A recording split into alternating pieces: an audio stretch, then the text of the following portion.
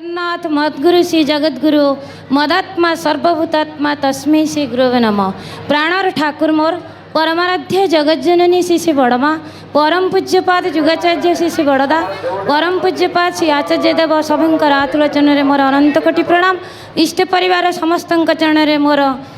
कोटि कोटि प्रणाम। आज सुधासर्जना महोत्सव बा श्री श्री ठाकुरंकर 138तम जन्म जयंती अवसर में पालित होता यह महोत्सव में उपस्थित समस्त माँ मानू एवं भाई मानू एवं गुरुजन मंडली छोट छोट पिला समस्त मोर यथायोग्य प्रणाम और जय गुरु निवेदन करे। आज जाओ बहुत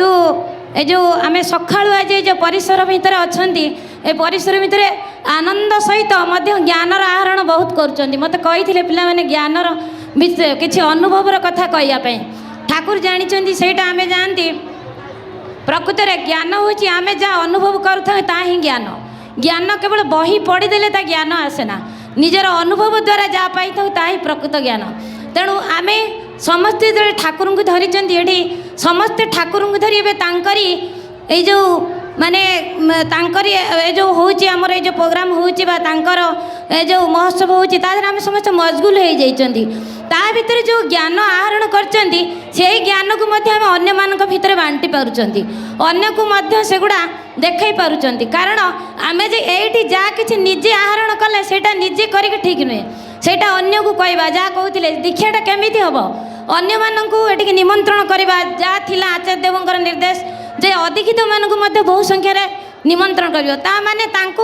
आमे आम आचरण आमर व्यवहार द्वारा ये देखा केमी ठाकुर को धरिले केमी आम आग को जापारती ठाकुर को धरवा द्वारा आम जीवनर उन्नति कौन मुझे पाठ पढ़ा समय ठाकुर को धरी मोर जो ठाकुर को धरबार जो मूल भित्ति ये मोर स्थापन होता मु सका नवदिशा जो विद्या निकेतन अच्छी मुझे बिंकीदांग आशीर्वाद से स्कूल सका 6:30 ରୁ 10:30 पाठ पढ़ेबी 11 ରୁ बाणी विहार जी क्लास करी 11टा पर 3टा बेलू मातृ सम्मेलन करी ता भर मु मोर गोटे छोटिया अनुभूति कहूँ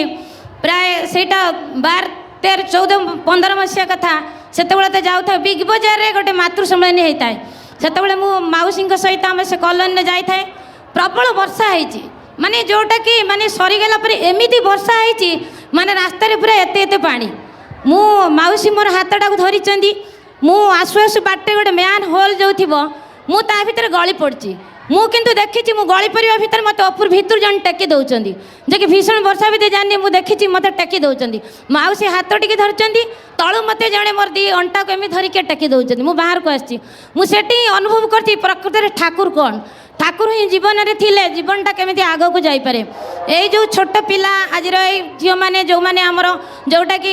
आचार्य देवंकर वर्तमान जो निर्देश अच्छी आमर परवर्ती पीढ़ी की आम केमी जागृत करवा से मैंने जागृत हो पड़े जमी वर्तमान देखो सांप्रतिक परिस्थिति रे जो भाई अघटन मान घटुची सांप्रतिक परिस्थिति रे आमर जीवन प्रवाह जमी घटुची केवल ठाकुर ही आमर रही पाखे आम ठाकुर को धरी बोली आमर जीवनटा सुमार्ग सुकंदित हो पारे से आमर ठाकुर 3टा जिनस को ठीक कले दीक्षा शिक्षा विवाह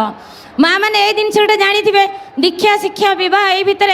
जपरी कहते शिक्षा आमर सत्संग हूँ मैन मेकिंग फैक्टरी ये आम दीक्षा ग्रहण करी ता सहित शिक्षा को मध्य सही दिगे नहीं जावा हवा से